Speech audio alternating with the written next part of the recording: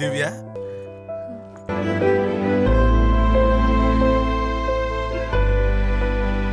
దివ్య Rama. Sorry నాన్న, నేను మిమ్మల్ని చాలా కష్టపెట్టేశాను. అదంతా వదిలేయమ్మా, నువ్వు వచ్చేసావుగా అది చాలు. ఇది నీ ఇల్లమ్మా, వెళ్ళమ్మా. దివ్య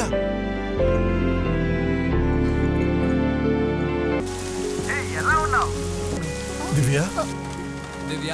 భోంచేసావమ్మా? నిద్రపోయావా? కాదు, కొత్త ప్లేస్ కదా అందుకే అడిగాను. Take care.